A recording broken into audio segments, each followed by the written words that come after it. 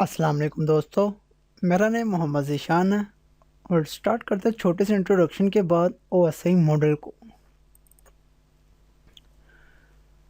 आज की जो वीडियो होगी इसमें हम पढ़ेंगे कि ओएसआई मॉडल क्या है और नेटवर्किंग में इसका क्या रोल है। और फिर नेक्स्ट वीडियो में हम जानेंगे कि ओएसआई मॉडल क्यों बनाया गया और उस वक्त 1984 से पहले ऐसे क्या इशू हुए जो ओएसआई मॉडल को बनाने की वजह बने। ओएसआई मॉडल को स्टार्ट करते हैं। Stands for open system interconnection और उसको 1984 में बनाया गया था कनेक्टिंग कंप्यूटर्स के लिए। ओएसआई मॉडल में टोटल 7 लेयर्स होती हैं जो कि टॉप से बॉटम की तरफ हैं। आपका डाटा इन्हीं 7 लेयर से एक एंड डिवाइस से दूसरी एंड डिवाइस तक जाता है। एंड डिवाइस मीन आपके पीसी, आपके लैपटॉप, आपके मोबाइल फ़ोन्स वगैरह। आपका डाटा इन 7 लेयर में जिस फॉर्मेट में होता है उनको पीडीयूज कहा जाता है। मतलब एप्लीकेशन प्रेजेंटेशन सेशन लेयर का जो पीडीयू है वो डाटा कहलाता है, और ट्रांसपोर्ट लेयर का सेगमेंट्स, नेटवर्क लेयर का पैकेट, डाटा लिंक लेयर पे फ्रेम्स और फिजिकल लेयर पे आपका जो पीडीयू बिट्स की फॉर्म में होता है। इंटरव्यू पॉइंट ऑफ व्यू से जब क्वेश्चन पूछा जाता है तो वो ये पूछा जाता है कि ओएसआई लेयर्स का पीडीयूज क्या हैं, या ये पूछा जाता है कि डाटा किस लेयर का पीडीयू है या फ्रेम्स किस लेयर का पीडीयू है। इन लेयर्स को जानने के लिए हमारा जो फ्लो होगा वो वन साइडेड होगा। लाइक अगर सोर्स है हमारा तो वो यूज़र है, और डेस्टिनेशन है हमारा तो वो गूगल का मेल बॉक्स है यानी कि जीमेल। सोर्स पे 7 लेयर्स अपना वर्क करती हैं, डेस्टिनेशन पे 7 लेयर्स अपना वर्क करती हैं। सोर्स पे जो हमारा फ्लो होगा वो एप्लीकेशन से फिजिकल लेयर यानी कि टॉप से बॉटम की तरफ होगा, और डेस्टिनेशन लेयर पे हमारा जो फ्लो होगा वो फिजिकली लेयर से एप्लीकेशन लेयर तक होगा यानी कि बॉटम से टॉप की तरफ। एप्लीकेशन लेयर, एप्लीकेशन कहा जाता है कि एंड यूज़र के बहुत करीब है, जिसमें आप यूज़ करते हो ईमेल्स को, ब्राउज़र्स को यूज़ करते हो, और SNMP, TFTP, DHCP वगैरह को यूज़ करते हो। एप्लीकेशंस को ये एंड यूज़र के इसलिए करीब कहा जाता है क्योंकि आप किसी एप्लीकेशन को, ब्राउज़र्स को यूज़ करते हो। ब्राउज़र एक एप्लीकेशन है, उनको यूज़ करते हुए आप मेल बॉक्स ओपन करते हो। लाइक आज आपने इंटरनेट एक्सप्लोरर ओपन किया, मोजिला फायरफॉक्स किया या गूगल क्रोम को किया। इनको ओपन करने के बाद फिर आप जाके अपना जीमेल का अकाउंट ओपन करते हो। यहाँ तक एप्लीकेशन लेयर का काम मुकम्मल होता है। फिर आता है प्रेजेंटेशन लेयर, जो जिसका नंबर है लेयर 6। जब आप गूगल का जो मेल बॉक्स ओपन करते हो तो आपने किसी को जब मेल सेंड किया है तो उस मेल में जो आपका डाटा है वो किस फॉर्मेट में होगा। टेक्स्ट के फॉर्म में होगा, पिक्चर में होगा, मीडिया में होगा, किस फॉर्मेट में होगा। यानी कि जो एप्लीकेशन लेयर पे आपने डाटा किसी को अगर सेंड किया है, मेल किया है, तो उस मेल किए हुए डाटे को फॉर्मेट किया जाता है प्रेजेंटेशन लेयर पे, कि टेक्स्ट में है, पिक्चर में है या मीडिया में। टेक्स्ट में है तो किस फॉर्मेट में है, पिक्चर में है तो किस फॉर्मेट में है, मीडिया में है तो किस फॉर्मेट में है। साथ में साथ आपके डाटे को इनक्रिप्ट किया जाता है। सपोज़ आपने अगर किसी को मेल बॉक्स में हेलो सेंड किया अपने फ्रेंड को, और आपके फ्रेंड को इंटरनेट पे जो हो गए लोग, अगर वो आपके डाटे को स्निफ कर लेते हैं लेकिन उनको आपको ये हेलो हेलो नज़र नहीं आएगा, वो किसी थर्ड नेम में नज़र आएगा। लाइक वो GKF358, सपोज मैंने एक नाम लिया है, वो हो सकता है इसमें नज़र आए। लेकिन जब आपके फ्रेंड तक हेलो आपको रिसीव होगा आपका, तो वो उसको दोबारा उसी ही ओरिजिनल शेप में नज़र आएगा जो कि हेलो होगा। साथ में ये आपको डाटा को कंप्रेस करता है लाइक जिप फाइल की तरह, और कोडिंग भी करता है 0101 की फॉर्म में। प्रेजेंटेशन लेयर का काम सिर्फ इतना होता है कि डाटे को फॉर्मेट करना जो एप्लीकेशन लेयर से आता है। सेशन लेयर का, सेशन लेयर में जब आप कोई एप्लीकेशन को यानी कि ब्राउज़र को यूज़ करते हो तो आपने अपने ब्राउज़र पे 3 सेशंस बनाए हुए हैं। फर्स्ट सेशन पे आपने फेसबुक ओपन किया, यानी कि आप मल्टीपल टैब्स कह सकते हो। एक टैब पे आपने फेसबुक को ओपन किया, दूसरी टैब पे आपने जीमेल का यानी कि गूगल का सर्वर को जो मेल बॉक्स है उसको ओपन किया, और नंबर 3 पे आपने सिस्को की वेबसाइट को ओपन किया। आप जब अपने फ्रेंड के साथ बात करते हैं फेसबुक के ऊपर, तो आपके जो कंप्यूटर होता है उसकी एक नोड होती है और आपके फ्रेंड की एक नोड होती है। आपकी रिक्वेस्ट जाती है यहाँ से आपके घर के लगे राउटर के, या आपकी कंपनी है या आपकी ऑर्गेनाइजेशन जो उसके राउटर पे, उस राउटर से फिर आपका जो आईएसपी के साथ इंटरनेट कनेक्शन लगा होता है, वो फिर इंटरनेट के थ्रू जाके आपके फ्रेंड के राउटर पे रिक्वेस्ट जाती है और उसके यहाँ पे नोड पे टर्मिनेट होती है। आपका जो फ्रेंड आपको रिप्लाई करता है उसका आंसर आपको इस टैब पे नज़र आता है। आपकी जो फॉर सपोज आपने ये गिव नॉलेज फ्री को ओपन किया हुआ है, या आपकी कोई वेबसाइट है, या आपने फेसबुक का कोई भी आपने अकाउंट ओपन किया हुआ है, ये आपने एक टैब पे ओपन किया हुआ था। आपने इसी तरह दूसरे टैब पे ओपन किया।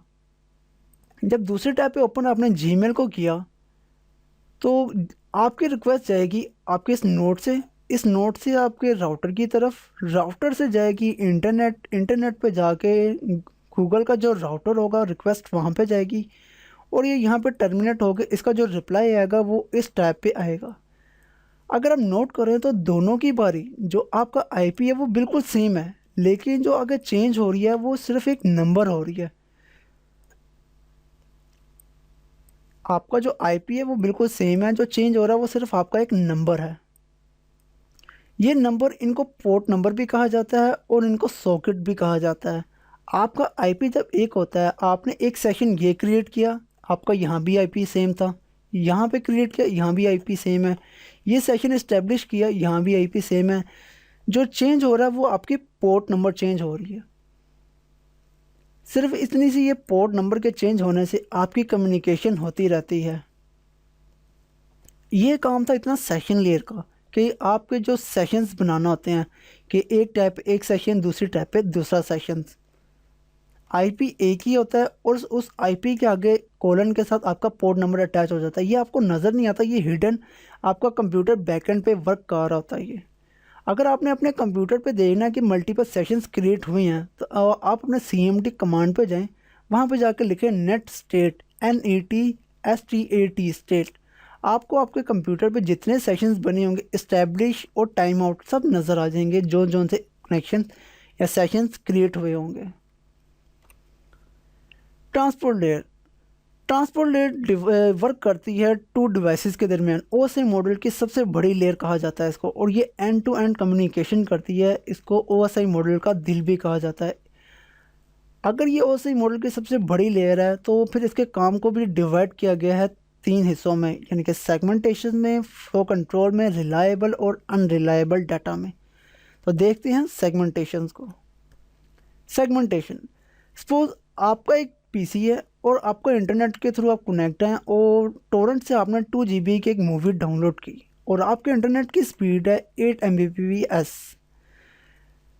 आप जब इसको 2 GB की फ़ाइल को डाउनलोड करते हैं, तो वो डिफरेंट पार्ट्स में सेगमेंट्स बन के, यानी कि पीसीस की फॉर्म में डाउनलोड होती है, और एंड पर डाउनलोड होने के बाद आपको आपकी फुल फ्लेज फाइल नज़र आती है IDM के थ्रू। अगर आप IDM से डाउनलोड कर रहे हैं या किसी थर्ड पार्टी सॉफ्टवेयर के थ्रू, तो आपकी फ़ाइल आपको नज़र आती है 2048 MB, मतलब 2 GB में। आपने कभी नोट किया होगा कि आप IDM को यूज़ करते हैं, तो IDM को यूज़ करते हुए जो आपकी फ़ाइल है, तो इस फाइल में बिल्कुल जब आपको नज़र आता है ये सेगमेंट्स बने हुए हैं। अगर आप नोट करें इनको, ये देखें, कुछ MB में है और कुछ KB में है। ये आपके सेगमेंट्स बने हैं, ये सेगमेंट्स डाउनलोड हो रहे हैं। जब आपकी फ़ाइल डाउनलोड होती है तो डिफरेंट सेगमेंट्स में डाउनलोड हो रही होती है। जब ये फुल डाउनलोड हो जाती है तो आपको आपका फ़ोल्डर में एक वे जो आपकी वीडियो होती है वो नज़र आती है। आप जब उसको प्ले करती हो तो वो फुल फ्लेज रनिंग करती है।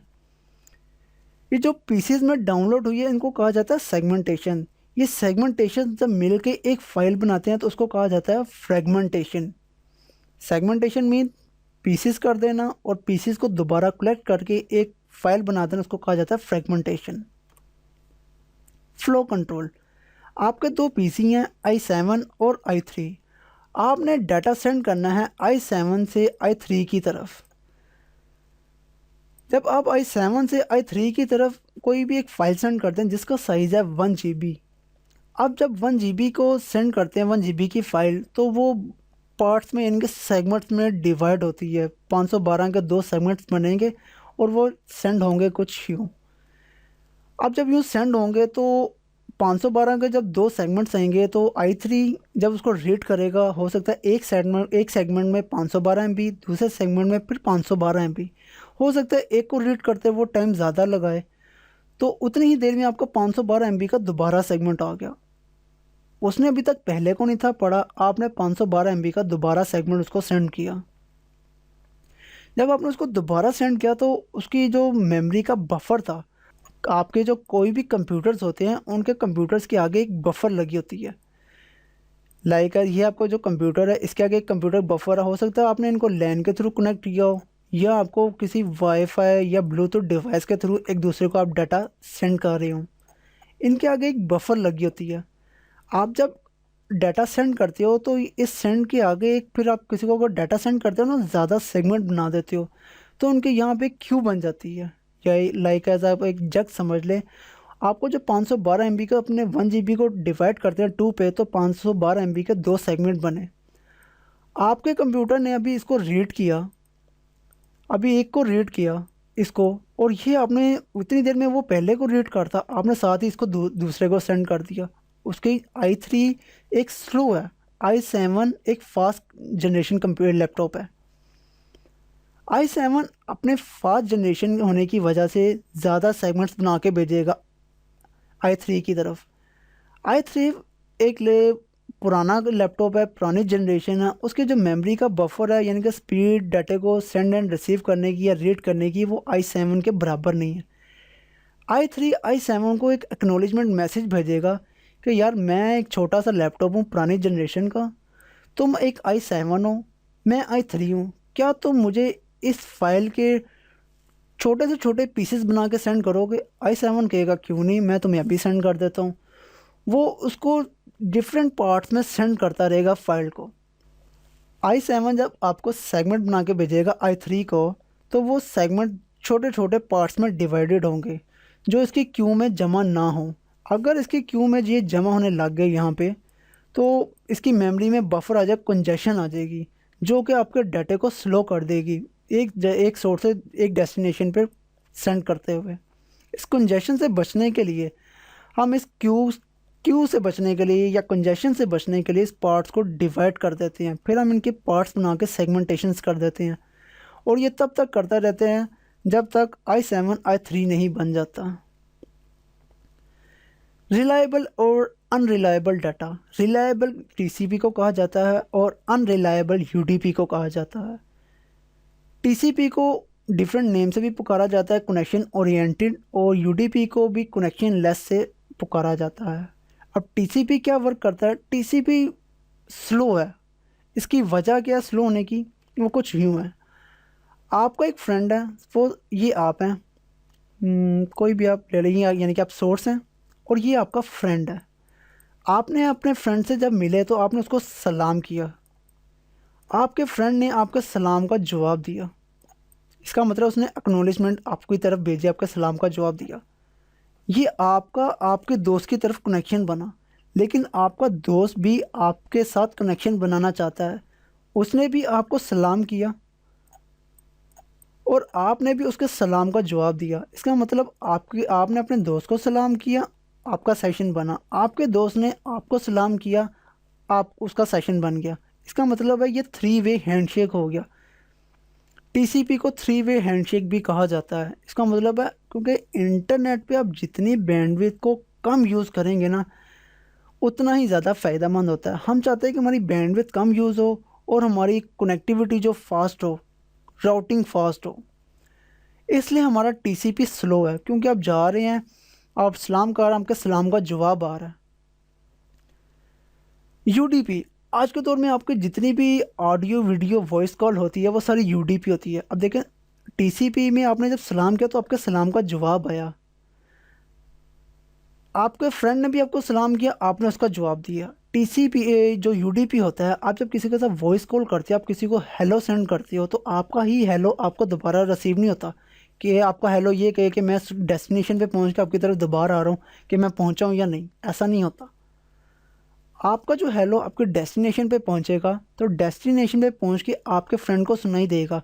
अगर वो सुनाई उसको नहीं दिया तो वो आपसे माजरत करेगा कि भाई मुझे आपकी आवाज़ नहीं आ रही, आप मुझे दोबारा प्लीज़ बोलेंगे कि आपने क्या बोला है। आप कहेंगे ठीक है मैं दोबारा बोल देता हूँ। आप कहेंगे अस्सलामुअलैकुम, आपने उसको सलाम किया, आप कहेगा ठीक है मुझे सुनाई दे रहा है, तो वो आपके सलाम का जवाब देगा और आपकी गुफ्तगू चलती रहती है। यूडीपी में आपकी जो कम्युनिकेशन होती है वो ज़्यादा फास्ट होती है, क्योंकि आपका जो डाटा जहाँ पे पहुँचा है उसकी एक्नॉलेजमेंट आपको रिसीव नहीं हो रही। इसका मतलब हमारी बैंडविड्थ कम यूज़ हो रही है।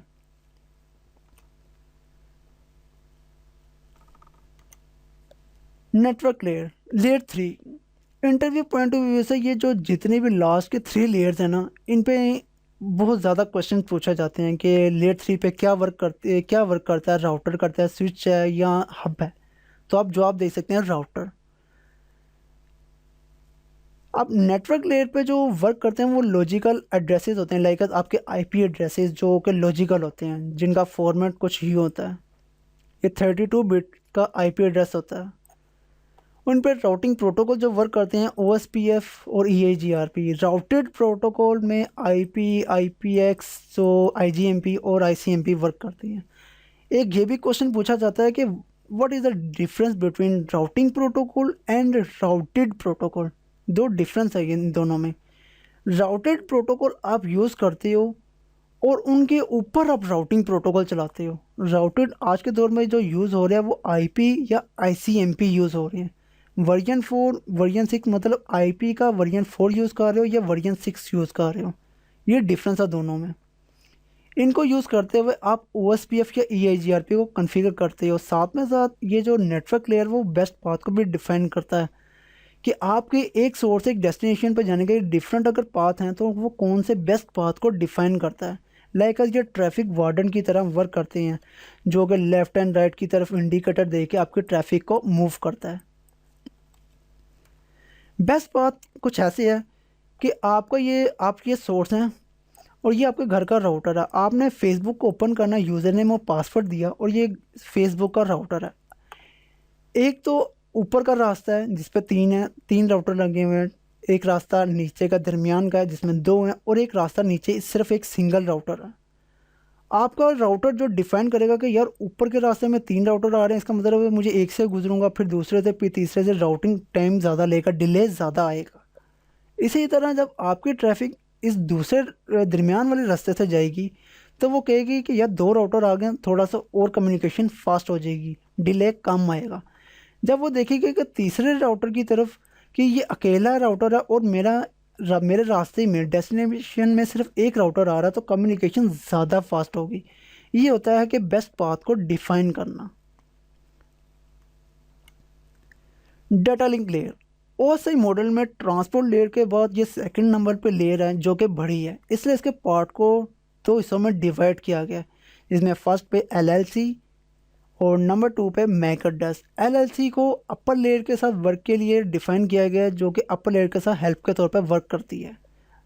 और मैक एड्रेस जो होते हैं वो लेयर 2 पे वर्क करते हैं और ये यूनिक होते हैं। पूरे वर्ल्ड में आपका मैक एड्रेस यानी कि आपके डिवाइस को वो दिया हुआ मैक एड्रेस पूरी दुनिया में और किसी डिवाइस को नहीं दिया जाता।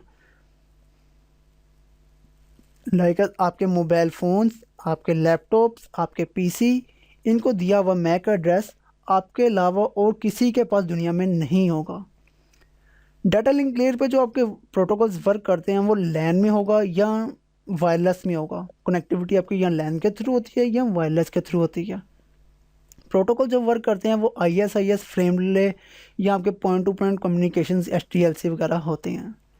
फिजिकल लेयर, इनको नॉन ऑपरेटिंग कहा जाता है फिजिकल लेयर को, यानी कि फाइबर ऑप्टिक, यानी कि आप यूँ कह लें इनको अगर सिंपल वर्डिंग में लेना आंसर, तो दुनिया में जितनी भी केबल्स हैं वो नॉन ऑपरेटिंग है, वो फिज़िकल लेयर के ऊपर वर्क करती हैं। और सॉरी एक बात मैं आपको बताना भूल गया कि डाटा लिंक लेयर 2 है और यहाँ पे वर्क करते हैं स्विच। फिज़िकल लेयर लेयर 1 कहा जाता है इस पे, और इस पे आपकी ऑल केबल्स वर्क करती हैं और यहाँ पे आपके हब वर्क करते हैं। अब एक फ़्लो जानते हैं कि आपका डाटा एक सोर्स से एक डेस्टिनेशन पे कैसे पहुँचता है। यहाँ पे आपका सोर्स होगा, कोई भी सोर्स लगा हो सकता है, और यहाँ पे आपका डेस्टिनेशन है। ये सोर्स का फ्लो है नीचे टॉप से बॉटम की तरफ, और ये डेस्टिनेशन का फ्लो है कि आपका हेलो कैसे एक जगह से दूसरी जगह मूव होगा। आप जब किसी को हेलो सेंड करते हो, सबसे पहले आपने एक एप्लीकेशन यूज़ की। एप्लीकेशन यूज़ करते हुए आपने तो गूगल का मेल बॉक्स ओपन किया, यानी कि जीमेल का अकाउंट ओपन किया। उसके बाद आपका जो जीमेल का अकाउंट से आपने किसी को हेलो सेंड किया, तो वो प्रेजेंटेशन पे आके उसकी फॉर्मेटिंग की जाएगी कि आपका हेलो किस फॉर्मेट में, आपने हेलो पिक्चर में भेजा है या वॉइस में भेजा है या टेक्स्ट में भेजा है। जब वो प्रेजेंटेशन पे उसकी फॉर्मेटिंग की जाएगी, तो सेशन लेयर पे आके वो उसका एक सेशन देखा जाएगा, उसके साथ एक पोर्ट नंबर अटैच की जाएगी। जब ये हेलो आपका सेंड होगा, तो ट्रांसपोर्ट लेयर पे आएगा ये हेलो। ट्रांसपोर्ट लेयर से जितनी भी नीचे लेयर्स हैं, ये हर लेयर अपने अपना हेडर अटैच करती रहती हैं।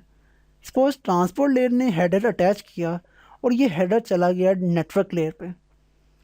नेटवर्क लेयर पे जाएगा तो वो देखेगा कि इसका नेटवर्क लेयर पे मैंने आपको बताया था कि लॉजिकल आईपीस असाइन होते हैं, लाइक अस आपके आईपी एड्रेस। इसमें असाइन जो किया जाएगा हेडर में अटैच होगा सोर्स का आईपी और डेस्टिनेशन का आईपी।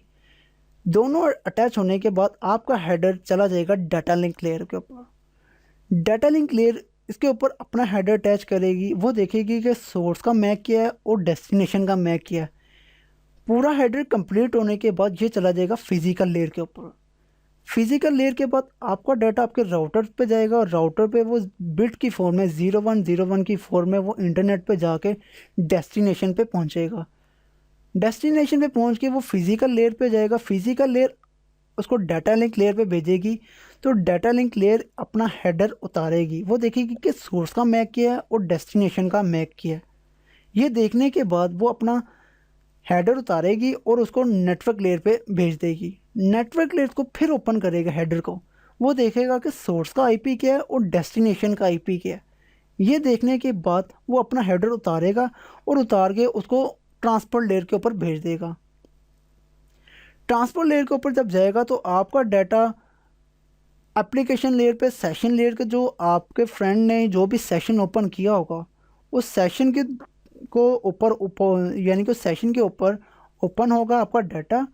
ओपन होने के बाद वो डाटा जो होगा वो प्रेजेंटेशन में फॉर्मेटिंग होगी। फॉर्मेटिंग होने के बाद वो एप्लीकेशन लेयर जहाँ पे वो ओपन हुआ था वो वहाँ पे चला जाएगा और आपके फ्रेंड को वो शो होगा। ये तो था ओएसआई मॉडल का छोटा सा इंट्रोडक्शन। इस वीडियो में इतना ही। मिलते हैं नेक्स्ट वीडियो के साथ। तब तक अपना ख्याल रखिएगा। अल्लाह हाफिज़।